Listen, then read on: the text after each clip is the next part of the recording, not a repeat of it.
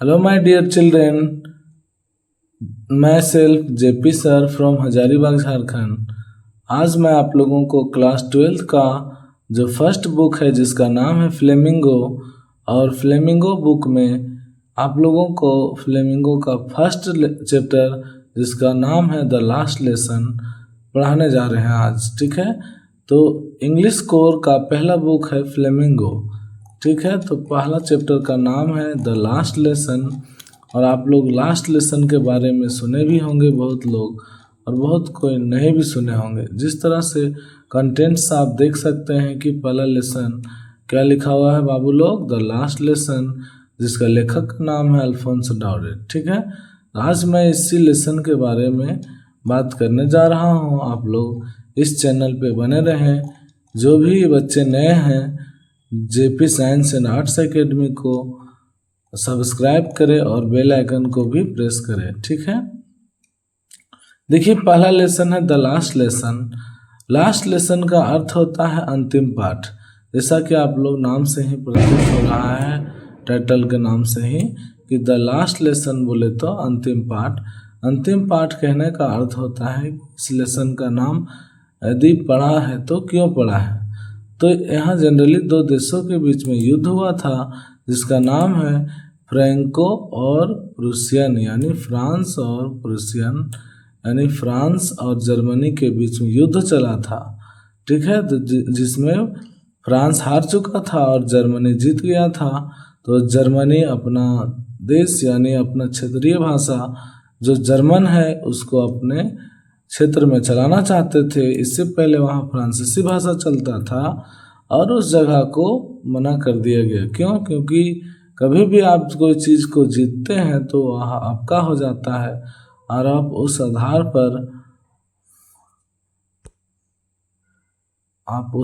पर आगे उसी को अपने भाषा को चलाते हैं। ठीक है, चलते हैं अबाउट द ऑथर के बारे में पढ़ने के लिए, है ना, लेखक के बारे में जान लेते हैं।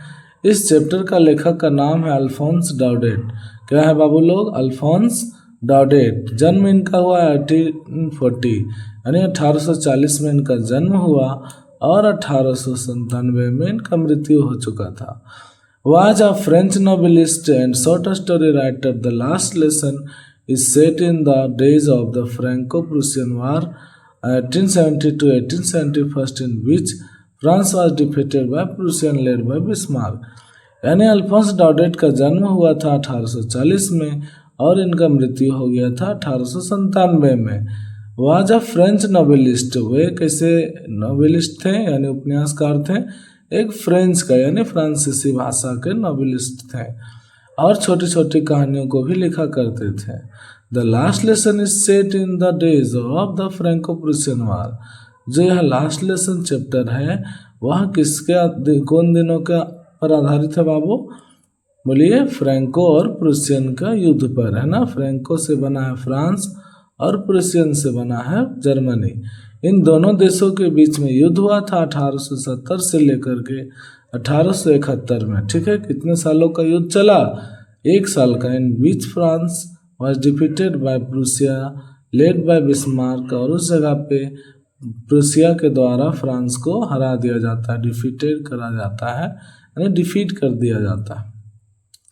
Prussia then consisted of what now are the nation of Germany, Poland and part of Austria. यानी इन लोगों का मतलब इन जगहों का नेशन राष्ट्र क्या था? तो जर्मनी बन गया। In this story the French district of Alsace and Lorraine have passed into Prussian hands. यानी जो फ्रांस का 2 डिस्ट्रिक्ट था जिसका नाम था अल्सेक एंड लॉरेन, अब किनके हाथों में चला गया? जर्मनी के हाथों में, यानी प्रूसिया के हाथों में। Read the story to find out what effect this had on life at school. यानी यह स्कूल फ्रांस और अल्सेक जो स्कूल है, यह स्कूल का भी नाम है। इस स्कूल के आधारित पर इस चैप्टर को बताया जा रहा है। चलिए अब हम लोग लेसन पे चलते हैं। आप लोग ध्यान से बने रहें, इस वीडियो को पूरा देखें। इस चैप्टर में कोई कंफ्यूजन आप लोगों को नहीं रहेगा। ठीक है, I started for, I means हुआ बाबू फ्रांस। यहाँ एक स्टूडेंट है और एक टीचर है। टीचर थोड़ा स्ट्रिक्ट है जिनका नाम है एम हेमेल, और दूसरा है स्टूडेंट जिसका नाम है फ्रांस। ठीक है। I started for school very late that morning and was in great dread of a scolding specially because M Hamel had said that he would question us on participles and I did not know the first word about them। ठीक है। तो I यहाँ denote करा जाता है किसको? France को। किसको करा जाता है बाबू लोग? I जो डिनोट किया जाता है यहाँ फ्रांस को किया जाता है और बोला जाता है कि I started for school very late। मैंने स्कूल जाना बहुत देरी से शुरू किया। That morning and was in great dread of a scolding। Dread means होता है भय या डर। ड्रीड मीन्स क्या होता है बाबू लोग? डर या भय। ऑफ स्कोल्डिंग, स्कोल्डिंग मीन्स होता है डांटना या फटकारना। स्पेशली बिकॉज एम हेमेल, यानी टीचर का नाम है एम हेमेल और यह आई मतलब फ्रांस है। ठीक है, आगे नाम मिलेगा आप लोगों को। तो यह टीचर जो है इस थोड़ा स्ट्रिक्ट है और बच्चे लोग ज़्यादा डरते थे। Had said that he would question us on participle। वह टीचर सभी बच्चों को बोले थे कि मैं तुम लोगों को पार्टिसिपल से सवाल पूछूंगा। And I did not know the first word about them, यानी फ्रांस एक भी वर्ड जानता था उस चैप्टर से नहीं। For a moment I thought of running away and spending the day out of doors, है ना। वह कुछ क्षण के लिए सोचा तो स्कूल जाते समय कि मैं दिन भर बाहर ही बिता दूँ, है ना। It was so warm so bright, वहाँ बहुत गर्म था और बहुत रोशनीदार दिन था। The birds were chirping at the edge of woods, यानी कि वुड्स कहने का अर्थ है कि पेड़ों के ब्रांचेज में चिड़िया लोग चहचहा रहे थे और वह बहुत अच्छा लग रहा था किसको? फ्रांस को। And in the open field back of the सॉमिल the Prussian soldier were drilling, यानी कि प्रूसियन सोल्जर, ड्रिलिंग कहने का अर्थ है कि सुबह जो परेड विश्राम लोग करते हैं प्रूसियन के सोल्जर लोग, है ना। It was all much more tempting, tempting means होता है आकर्षक। Then the rule for participle, participle के जो नियम थे उससे कई गुना अच्छा लग रहा था किसको? फ्रांस को। But I had the strength to resist and hurried off to school, इसको रोकने का बहुत कोशिश किया गया किसको? फ्रांस को। बट ये रुका नहीं, रुका। किधर की ओर जाते रहा बाबू? स्कूल की ओर। कौन जा रहा है? फ्रांस। अगला पैराग्राफ देखेंगे हम लोग। When I passed the town hall, there was a crowd in front of the bulletin board. For the last 2 years, all our bad news had come from there. The lost battle, the draft, the order of the commanding officer, and I thought to myself without stopping, what can be the matter now? यानी कि जब France town hall cross कर रहा था, पार कर रहा था, तो वह बुलेटिन बोर्ड के सामने क्या देखा? क्राउड बोले तो भीड़। और वह मन में सोचा कि 2 सालों से तो बेड न्यूज़ ही आ रहा है। बेड न्यूज़ में क्या क्या था बाबू? कि हारी हुई लड़ाइयाँ, द ड्राफ्ट था और हमेशा ऑर्डर आता था कमांडिंग ऑफिसरों का। And I thought to myself without stopping that can be the matter now, और यह बिना रुके यह सोचा कि अब मैटर क्या है, अब किस लिए इतना भीड़ है ना। कहाँ पे? टाउन हॉल के सामने, बुलेटिन बोर्ड के सामने। आगे देखा बाबू। Then as I hurried by as fast as I could go, the blacksmith Wachter who was there with his apprentice reading the bulletin called after me, don't go so fast Bob, you will get to your school in plenty of time। यानी जब भी town hall से cross कर रहा था तो उसी भीड़ में एक वाचर था। क्या नाम था बाबू उसका? वाचर। और वह ब्लैक स्मिथ था। ब्लैक स्मिथ कहने का अर्थ है कि लोहार। ब्लैक स्मिथ का हिंदी क्या होता है? लोहार। लोहार का नाम क्या था? तो वाचर। क्या नाम था बाबू लोग? वाचर। किधर है वाचर? वाचर आपका यहाँ है। ठीक है, देखिए वाचर। ठीक है, तो who was there with his apprentice reading the bulletin called after me, don't go so fast Bob, ज़्यादा तेजी से मत जा बाबू, you will get to your school in plenty of time, तुम्हारे पास बहुत टाइम है स्कूल जाने का। कौन बोला? वाचर। किसको बोला? फ्रांस को। I thought he was making fun of me, मैंने सोचा कि वह मुझसे मजाक कर रहा है। कौन? Wachter. And reached M Hamel's little garden all out of breath, और यह किसी तरह जल्दी जल्दी किधर की ओर पहुंचा? अपने स्कूल की ओर, और हाँफते हुए वहां तक पहुंचा। कौन? फ्रांस। कहाँ? तो एम हेमेल का जो छोटा सा गार्डन था। Usually when school began there was a great bustle which could be heard out in the street, the opening and closing of desk, lesson repeated in unison, very loud, with our hands over our ears to understand better, and the teacher's great ruler rapping on the table. यानी जब जब यहाँ little garden तक आता था तो वह school से हमेशा आवाज़ आता था, चैप्टर जो पढ़ाया जाता था वह रिपीट होता था, और वह आवाज़ बाहर सड़क तक गली तक आ जाता था, और बेंच का उठापटक सुनने में आ जाता था बाहर से ही। लेकिन आगे देखते हैं, और ये सब जो अपने ईयर में अपने हाथ को रख लेते थे, इस तरह का आवाज़ आता था। And the teachers great ruler rapping on the table, rapping मतलब डंडा को टेबल पे पटकना जोर जोर से। But now it was all so still, लेकिन आज ऐसा था नहीं, पूरा स्कूल शांत था। I had counted on the commotion to get to my desk without being seen, but of course that day everything had to be as quiet as Sunday morning. यानी आज पूरा संडे मॉर्निंग के जैसा ही शांत था। Through the window I saw my classmates, यह खिड़की की तरफ जाता है फ्रांस और देखता है तो अपने सहपाठियों को ऑलरेडी इन देयर प्लेसेस, वे लोग अपने जगहों पर बैठे थे। And M. Hamel walking up and down with his terrible iron ruler under his arms, यानी अपने आर्म में लेकर के वहाँ वॉकिंग कर रहा था, इधर से उधर टहल रहा था। I had to open the door and go in before everybody, जिस प्रकार से सभी लोग जाते हैं दरवाजे की तरफ से, मैंने भी उधर से ही जाना चाहा। You can imagine how I blushed and how frightened I was.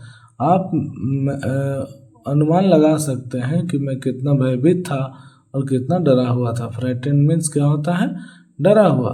But nothing happened. M Hamel saw me and said very kindly, M Hamel मुझे देखा और बड़ा प्यार से बोला, go to your place quickly little France, बाबू छोटे France, तुम अपने जगह पे जाओ जल्द से। We were beginning without you, हम लोगों ने तुम्हारे बिना ही चालू कर दिए हैं क्या क्लास को। I jumped over the bench and set down at my desk, और यह उछल करके डेस्क में जाके बैठा। Not till then when I had got a little over my fright, इसका थोड़ा थोड़ा डर अभी हल्का कम हुआ। Did I see that our teacher had on his beautiful green coat, his frill shirt and the little black silk cap and embroidered that he never wore except on inspection and prize day. यानी वह teacher को ध्यान से देखा, वह teacher green coat पहना था, frill shirt था, फ्रिल शर्ट कहने का मतलब झालदार कमीज, और ब्लैक सिल्क कैप था, और सब एम्ब्रॉयडर्ड था, मतलब कढ़ाईदार था, कढ़ाई किया हुआ है ना। और वह हमेशा ऐसा कपड़ा जांच पड़ताल के दिन, इंस्पेक्शन के दिन और प्राइज यानी पुरस्कार के दिन पहन के आया करते थे। बट आज तो ऐसा कुछ नहीं था, लेकिन आज पहन के आया। यानी फ्रांस को थोड़ा शक होने लगा कि आज तो कुछ तो बात है। बिसाइड्स मतलब के बगल, the whole school seemed so strange and solemn, बगल में देखा तो पूरा स्कूल एक अजीब गरीब जैसा, अजीबो गरीब जैसा दिख रहा था। But the thing that surprised me most was to see on the back benches that were always empty the village people sitting quietly like ourselves. Old Hauser with his three conned, that the former mayor, the former postmaster and several other besides. यानी आज देखा पूरा class में हमेशा back benches खाली रहा करता था, आज पूरा भरा हुआ है, और बैक बेंचेस में विलेज पीपल लोग बैठे हुए थे। जिसमें से कौन कौन थे बाबू? ओल्ड हाउसर थे। कौन थे? Old Hauser. और क्या थे बाबू? हिज थ्री कॉर्न्ड हैट, यानी कि तीन कोना वाला एक हैट था बड़ा सा। The former mayor, the former post master and several other besides, और अतिरिक्त लोग भी थे। यानी फॉर्मर मेयर कहने का मतलब है पूर्व महापौर, और फॉर्मर पोस्ट मास्टर कहने का मतलब पूर्व डाकपाल। एंड सेवरल अदर बिसाइड्स, और कुछ लोग अगल बगल ही बैठे हुए थे। एवरीबडी लुक्ड सैड, सभी लोग दुखी लग रहे थे। कैसे लग रहे थे? दुखी। बट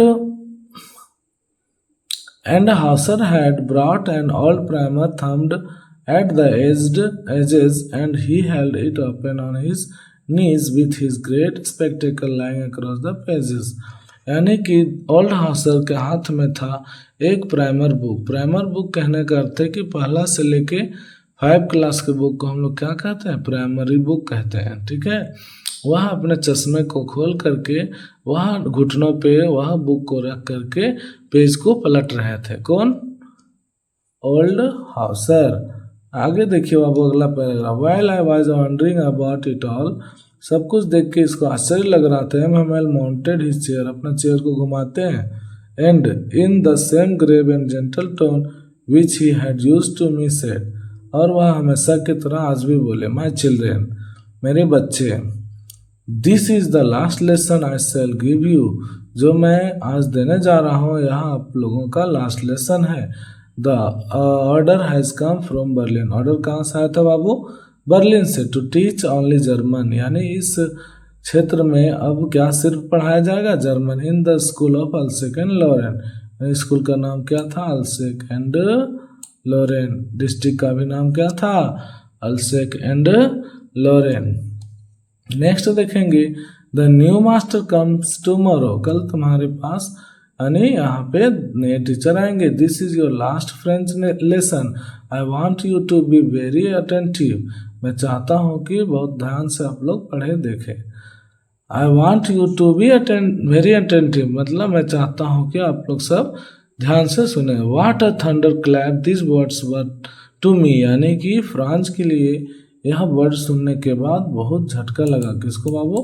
फ्रांस को, है ना। ओह द रिचेज, क्या बोलता है? ओह द रिचेज, कौन बोला? Franz. Oh the wretches that was they had put up at the town hall, यानी यही दुश्मन, यानी यही जो रिचेज मतलब क्या? यही जो दुरात्मा था जो हमारा टाउन हॉल में होगा, इसलिए वहाँ भीड़ था। My last French lesson why I hardly knew now to write, I should never learn any more, I must stop there then, oh how sorry I was for not learning my lessons, for seeking birds egg or going sliding on the Saar. जब पढ़ने का रहता था तो ये लड़का कहाँ जाता था? पढ़ने छोड़ करके स्लाइडिंग करने सार चला जाता था और पेड़ों से चिड़िया का अंडा उतारने चला जाता था, है ना। अब इसको पछतावा होगा। किसको? फ्रांस को। My books that had seemed much nonsense a while ago so heavy to carry my grammar, my history of the saints were old friends now that I couldn't give up, and MML to the idea that he was going away, that I should never see him again, made me forget all about his ruler and how cranky he was। यानी यह सब सुनने के बाद उसको tension हो गया कि अब मैं इस चैप्टर को अच्छा से नहीं सीख पाऊंगा, और मेरे दोस्त लोग जो बोला करता था अभी, अब वह मेरे लिए नहीं हो पाएगा, है ना। कौन बोला? अगला पैराग्राफ हम लोग देखेंगे। Poor man it was in honour, honour मतलब सम्मान, of this last lesson that he had put on his fine Sunday clothes and now I understood, यानी सभी गरीब लोग जितने भी गांव विलेज पीपुल लोग आए थे सब साफ सुथरा कपड़े पहन करके स्कूल आए थे और बैक बेंचेज में बैठे हुए थे। Why the old man of the village were sitting there in the back of the room, it was because they were sorry, यानी उन लोग दुख जाहिर करने के लिए आए थे। To that they had not gone to school more, अब वह टीचर जो है स्कूल में कल से नहीं रहेंगे। It was their way of thanking our master for his 40 years of faithful service and of showing their respect for the country that was there no more, यानी कि अब वह इस कंट्री में अब नहीं रहेंगे, यानी दूसरी जगह ट्रांसफर हो रहा है। While I was thinking of all this, I heard my name called. यह सब सोचते सोचते इसका नाम को पुकारा गया. It was my turn to recite. इसको अब दोहराने का यानी बोलने का बारी था. किसका? फ्रांस का. What would I not have given to be able to say that dreadful rule for the participle all through, very loud and clear and without one mistake. यानी कि उसको साफ सुथरा बोलना था बिना मिस्टेक के. But I got mixed up on the first words and stood there. यानी यह मिक्स कर दे रहा था पहला वर्ड से ही खड़ा होने के बाद. Holding on to my desk, खड़ा होकर डेस्क को पकड़ा. माई हार्ट बीटिंग, यानी इसको डर लग रहा था, धक धक कर रहा था. And not daring to look up, यानी टीचर को देखने का इसको हिम्मत था नहीं. I heard Hamel say to me, I won't scold you little Franz, यानी मैं तुमको नहीं डांटूंगा Franz. You must feel bad enough, तुमको खुद खराब लगेगा. See how it is every day we have said to our self, वाह I have plenty of time. Daily तुम्हें बोला जाता था पढ़ने के लिए, तुम बोलता था मेरे पास बहुत समय है. I will learn it tomorrow, मैं कल सीख लूँगा. And now you see where we have come out. That's the great trouble with Alsace, तुम्हारा जैसा है परेशानी अलसेक के साथ भी था. अलसेक क्या करती थी? हमेशा बोलती थी कि मेरे पास में बहुत समय है. उसी तरह तुम्हारा भी हाल हुआ. किसका? फ्रांस का. किसका हुआ बाबू? फ्रांस का. ठीक है, आगे देखते हैं. She puts off learning till tomorrow, वह भी हमेशा कल के लिए छोड़ देती थी, कल पढ़ेंगे. Now those fellows out there will have the right to say to you how it is it you pretend to be a Frenchman. सिर्फ तुम लोग फ्रेंचमैन होने का दिखावा करेगा. अब फ्रेंचमैन सिर्फ फ्रेंचमैन होने का दिखावा करेगा. And yet you can neither speak nor write your own language, और न तुम अपना भाषा को लिख सकते हो और न ही बोल सकते हो, है ना. But you are not the worst, ज़्यादा बुरा नहीं हुआ है तुम्हारे साथ. Poor little France, we have all a great deal to reproach ourselves with. यानी तुमको अब खुद अपने आप में धिक्कार होगा और खुद फील होगा खराब. ठीक है. Your parent were not anxious enough to have your learn, यानी तुम्हारे माता पिता भी उतने उत्सुक नहीं थे तुम्हारे पढ़ाई के लिए. They prefer to put you to work on a farm और एट द मिल्स, यानी सिर्फ तुम्हारे माता पिता फार्म्स और मिल्स भेजने के लिए प्रीफर करते थे. ठीक है, तुम्हारे माता पिता सिर्फ कहाँ भेजते थे? फार्म्स यानी फैक्ट्री और मिल मतलब फार्म मतलब खेत और मिल मतलब factory. So as to have a little more money, कुछ पैसों के लिए. एंड आई, सिर्फ तुम्हारे माता पिता का ही दोष नहीं है. एंड आई कहने का मतलब है कि मेरा भी दोष है. I have been to blame also, मैं अपने आप को दोषी ठहराता हूँ. I not often sent you to water my flowers instead के मीनिंग क्या होता है? के बजाय ऑफ लर्निंग योर लेसन, अगर मैं तुम्हारे पाठ को पढ़ाने के बजाय फूलों में पानी डालने के बजाय मैं तुम्हारे पाठ को पढ़ाया करता तो शायद यह दिन नहीं आता. And when I wanted to go fishing, जब मैं मछली पकड़ने के लिए जाया करता था, did I not just give you a holiday, और मुझे तुम्हें छुट्टी नहीं देना चाहिए. Then from one thing to another एमएमएल went on to talk of the French language, saying that it was the most beautiful language. कौन बोले? एमएमएल बोलते हैं कि हमारा जो फ्रेंच लैंग्वेज है वह बहुत सुंदर भाषा है. इन द वर्ल्ड, यह संसार में. The clearest, the most logical, that we must guard it among us and never forget it, हम लोग को कभी भूलना नहीं चाहिए. Because when our people are enslaved,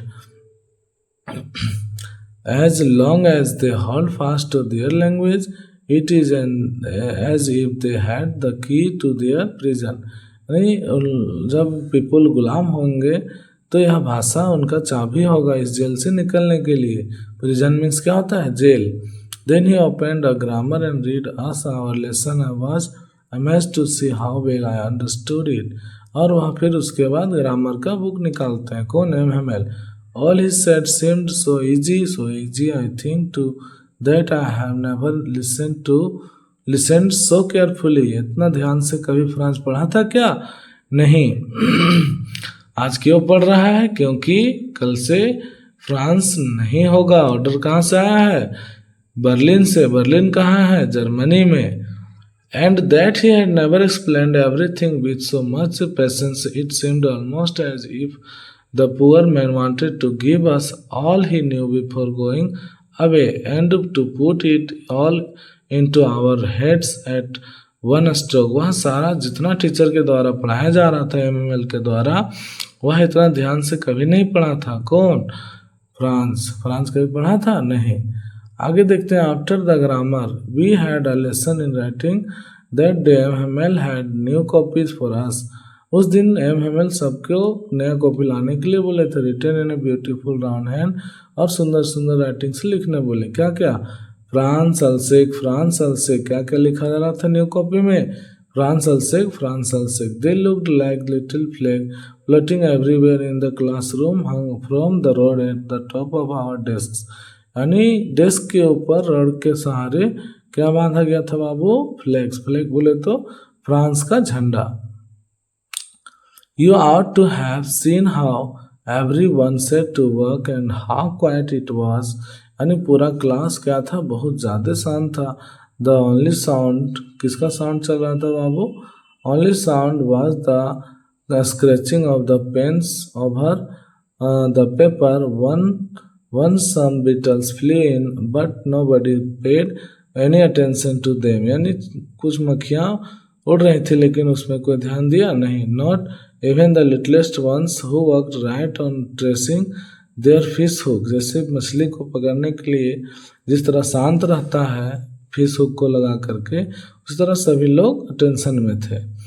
As if that was French too, on the roof the pigeon cooed very low. Cooed means होता है गुटरुगु करना, गुटरुगु। तो यानी पिजन लोग, कबूतर लोग भी ऊपर से क्या कर रहे थे? गुटरुगु कर रहे थे। And I thought to myself, यहाँ अपने आप में सोचता है, France will they make them sing in German, even the pigeon. यानी पिजन भी कौन सा गाना गा रहे हैं? जर्मन गाना।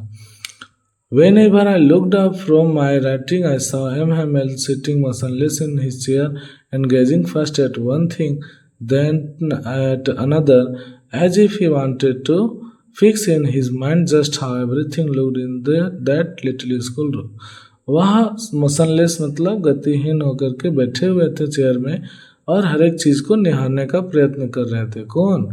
M.M.L. और हर एक चीज़ को अपने निगाहों में निहार करके भर लेना चाहते थे, है ना।